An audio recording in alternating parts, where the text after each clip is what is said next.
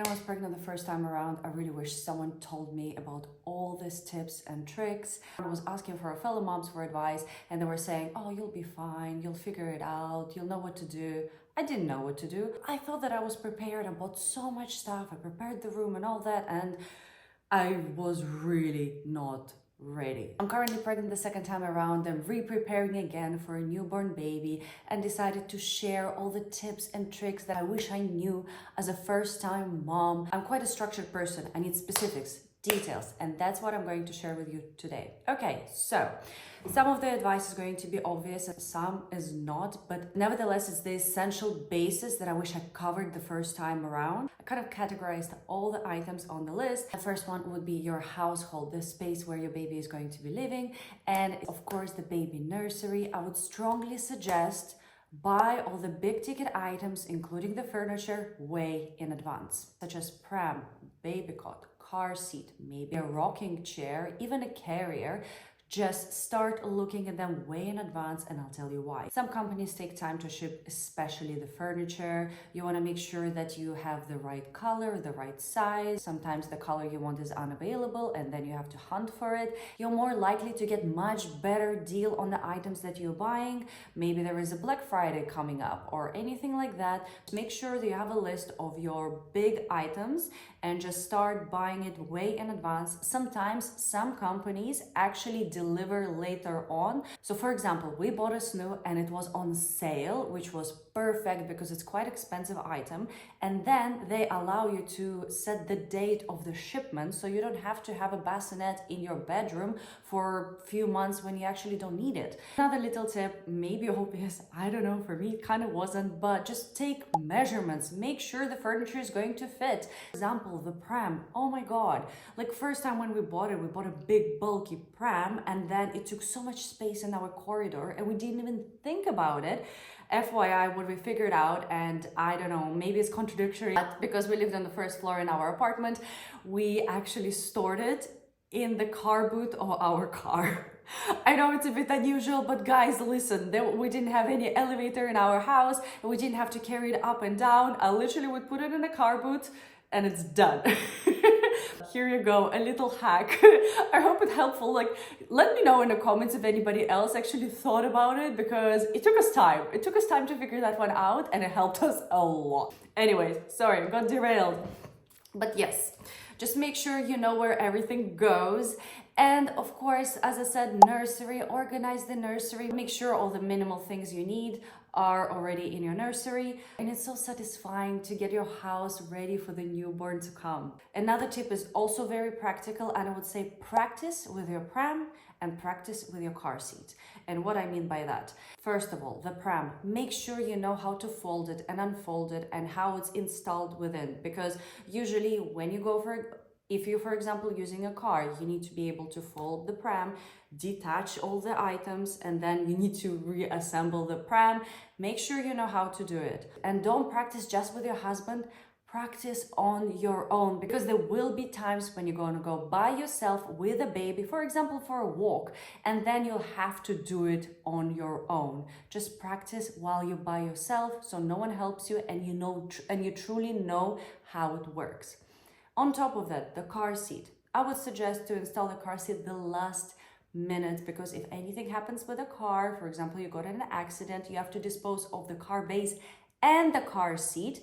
You don't want that expense. Reduce the risks. Just make sure you know how to install it. On top of that, again, practice by yourself. How do you adjust the car seat? How do you take it out? Are you going to put that car seat on top of your pram? Make sure you have all the adapters. Do you know how those adapters work? There are so many things you can actually prepare for in advance. And I really wish I took time the first time around to actually practice and figure out how it all works. Oh yeah, don't forget the car mirror. It helps so much and reduced stress. When I was driving the first time around by myself, I kept on stopping and running around and checking whether the baby is breathing. Everything is fine because it's facing the other way. So yes, just little FYI, install the safe car mirror so you can see the baby while you're driving, because it will reduce your stress so much. Make sure it's adjusted correctly so you can see the baby rather than keep on stopping, adjusting and going, and just make sure you can see the baby in that car mirror.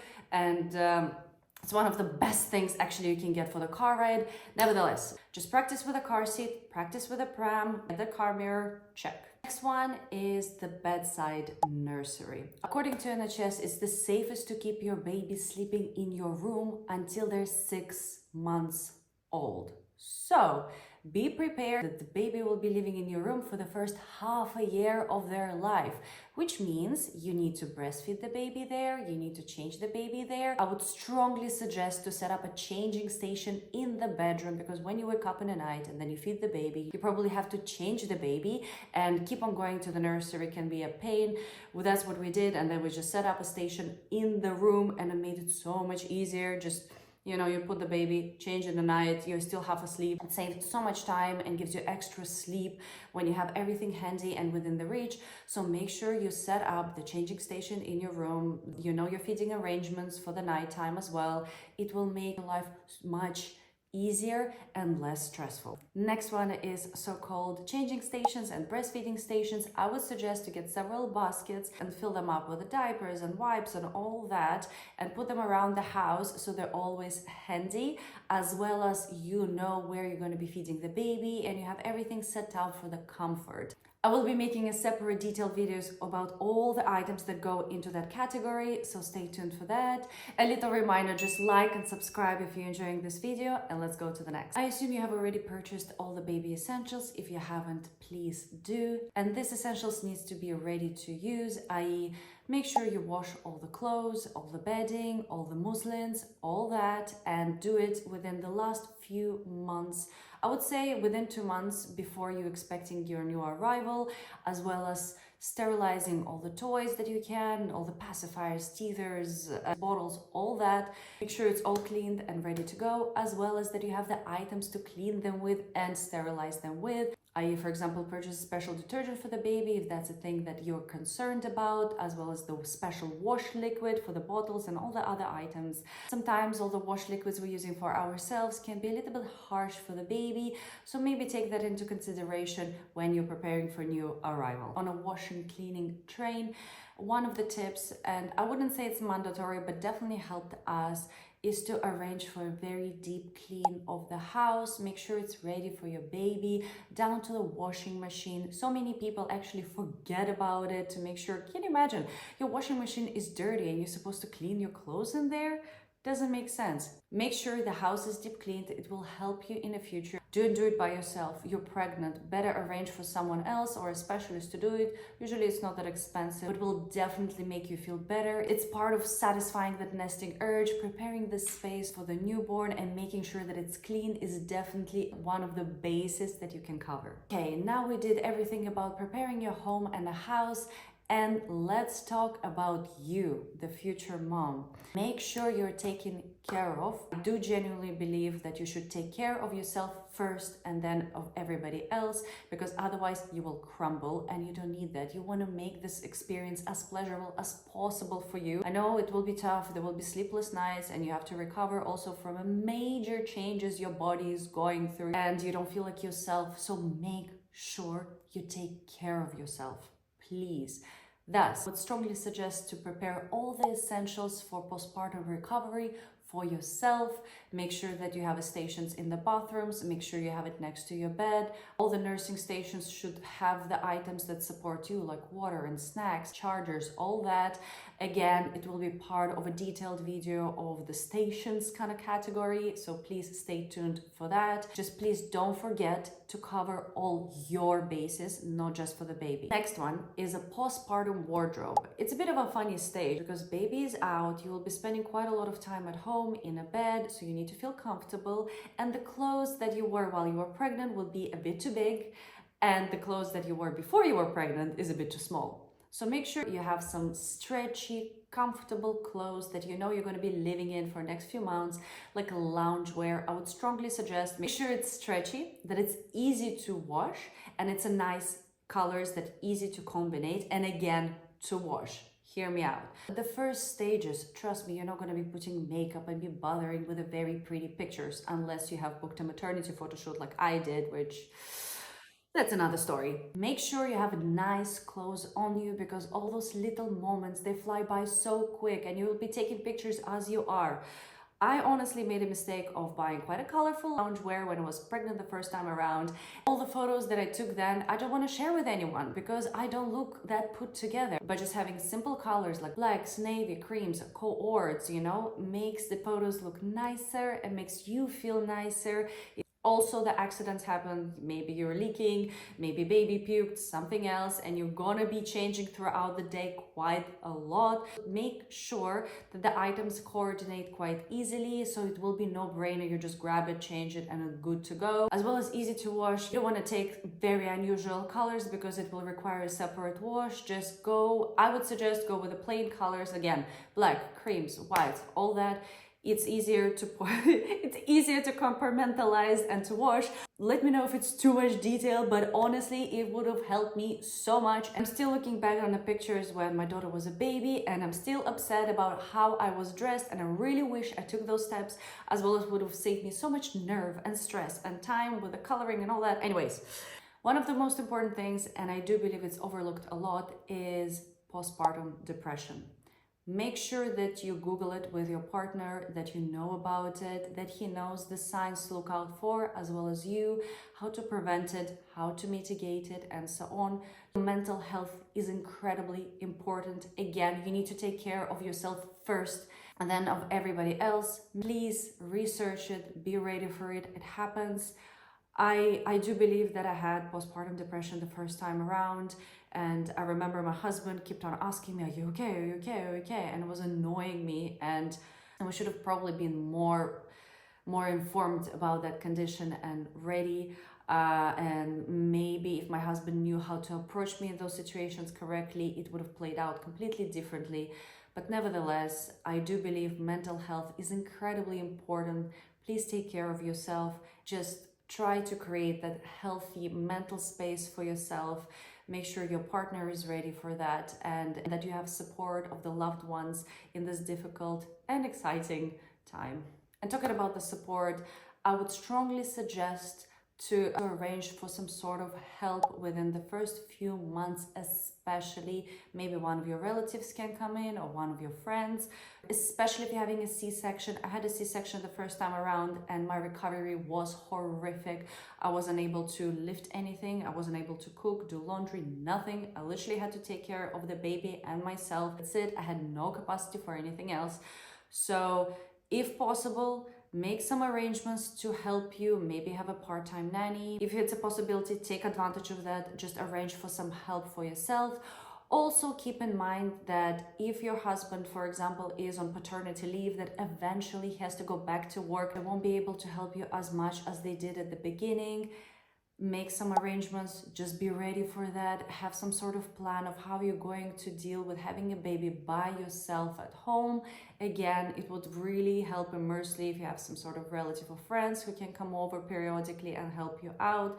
But yes, these aspects definitely drown you and make motherhood so difficult, especially at the beginning when there is so much unknown. You would rather reduce the stress and try to make this experience pleasurable, because the babies grow up so quick, so hard to grasp all these moments. So yes, make sure that you have help and be ready that eventually you'll have to take care of the baby by yourself. From that, I would also suggest to make some sort of laundry arrangements. There will be so much laundry in your home.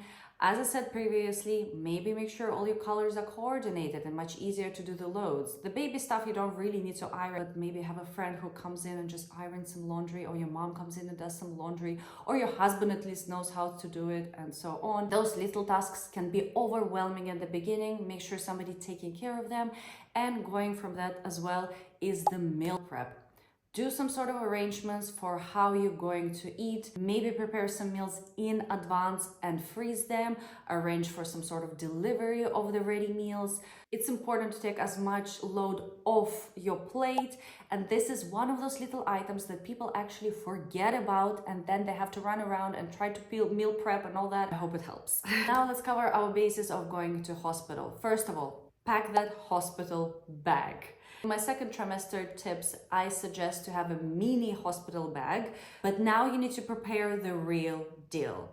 Oh my God, when I was pregnant the first time around, I was hospitalized at week 37. My hospital bag was half packed and my husband packed it at the end, and it was a disaster. I had to ask him continuously to go back home and get the items that I needed.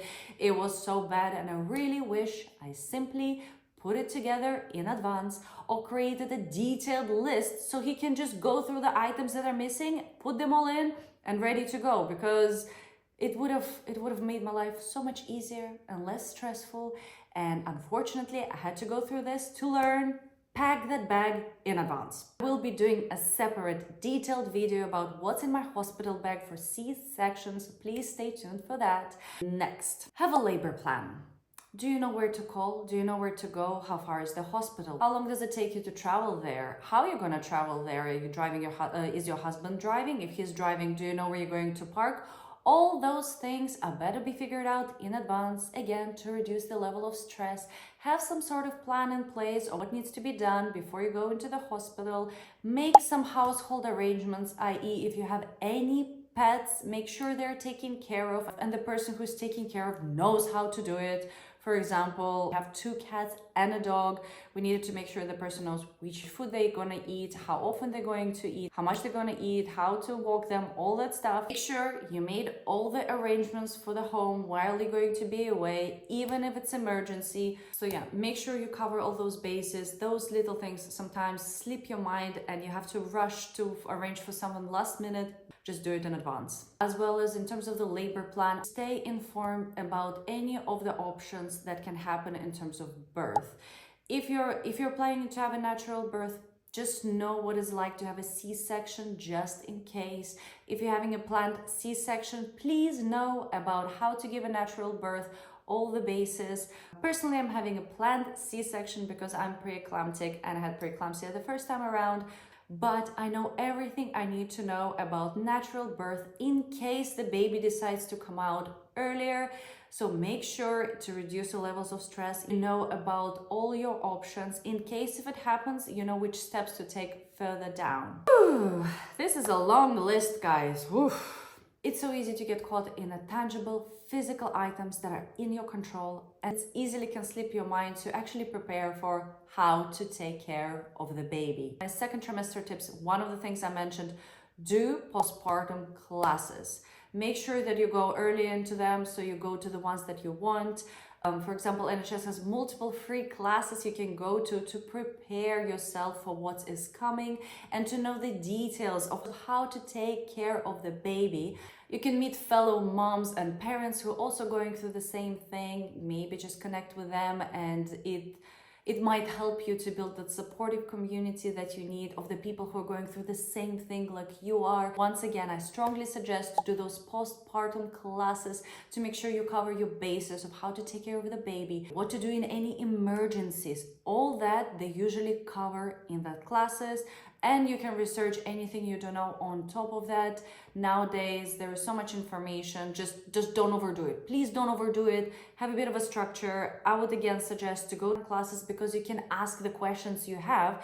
It will make your life so much easier. Just do those classes. Prepare yourself. Breastfeeding. Again, you will learn a lot about breastfeeding from those classes. Just keep in mind how you're intending to feed your baby. Is it breastfeeding? Is it formula? And make sure you know about both options in case you never know how the baby is going to be. For example, mine stopped eating at 3 days old and we couldn't figure out why, and we had to give her a formula.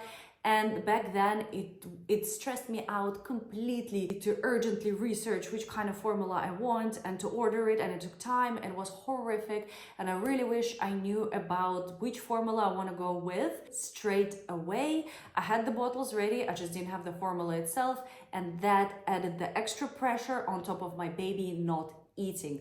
So make sure you cover your bases and you know all your options and you prepared just in case. Again, it's a baby, you never know. When you're going to be in a hospital, it will make your life so much easier. When the nurse asks you, you already know which kind of plan you want to go with. And if you decided to use a breast pump, make sure you order it in advance. Make sure you know how it works. Practice with it, which kind of nozzle you're going to use, which kind of bottles are going with it. Practice how to put it together and put it apart. Have everything handy to clean it, such as brushes and the liquid. Wash and sterilize it before your new arrival, again within 2 months before the delivery. I would also suggest make sure you have a space for all the breast pumps details and the breast pump itself, how you're going to charge it, and so on. I would suggest to have some sort of tray and dedicated space next to your breastfeeding station. That's how I call it. Then comes a natural question. How often do you feed your baby? How much do you feed your baby? Again, a lot of these things you will learn from postpartum, prenatal. Oh my God, I kept on calling them postpartum, prenatal classes. So many unknowns. Again, prenatal classes will help you a lot with that. And naturally from that, I would say is the sleep. What's the position your baby should be in? How to swaddle the baby? How much does the baby need to sleep during the day? How much baby does need to sleep during night? How often do you need to change them? All that stuff. Once again, you're going to learn a lot in the prenatal classes. Personally, for us, the massive help was a schedule. And they do tell you about that in the prenatal classes again. Yes, I said prenatal classes so many times, but it just does help. But just stay informed. Just stay informed. That's all I'm saying. Learning all about the schedule and creating one. And it took us some time at the beginning and really was stressing me out because, again, I'm such a structured person and I really wish the baby came with a manual. It doesn't, of course. And then when you have this little baby, they just give you in a hospital and say goodbye and you come home and you're just terrified and don't know what to do. The schedule, when I created one, it helped me so much. It really mentally, like everybody in the house knew what to do. It was so much easier. It made everybody's life so much easier. I finally was able to sleep because of it. Oh my God, it was life-changing. So I would strongly suggest to create a schedule that is fit for the baby. I went with the Loena app. Not sponsored, guys. It's literally not sponsored. It's very expensive. I believe it was like £40 a year, but it's almost like a book / guidelines in terms of how to take care of the baby. And it had all the extra information I needed in terms of the scheduling. Breastfeeding wise, my baby, as I mentioned, she stopped eating after the day 3 and we had some midwives coming in anyway. It's part of NHS services that they come in and check on you, and they helped me a lot to figure out how much do I need to feed her, how do I need to feed her. On the box from the formula, they actually tell you how often and how much do you need to feed the baby with this formula. And eventually we substituted some feeds with the breastfeeding, kind of timing how much does the baby eat on each breast. But again, this is so complicated and incredibly difficult to talk about, but I would suggest to choose one source of the truth for yourself because there are so many contradictory information online, and I would try to find something that seems right to you, that feels like it's right for you, you know? Because Loena app is something that helped me a lot. I just followed those guidelines as well as I created my schedule based on that, and oh my God, I swear. Please let me know if you want me to make a detailed video about the schedule because I can sit here all night. Guys, this video will never end. But I would strongly suggest just cover your bases.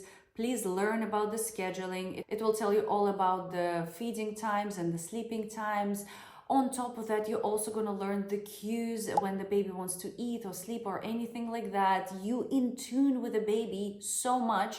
It becomes your world, and trust me, you will feel those, you will see those cues, you'll feel those cues. It won't be just you, it also will be probably your partner or anybody else who's helping you with the baby, but the cues definitely help. But having proper schedule that everybody knew really helped us to pick up on those cues and made our life, it was life-changing. I can't repeat it more. It was life-changing and made experience of having a newborn much more pleasurable and more enjoyable than it was at the beginning. Not that it wasn't enjoyable, but I hope you get what I'm saying. It's just, you would relax more. I finally knew what to do. I had a structure to my day, and it was phenomenal. And I'm gonna do the same thing this time around as well.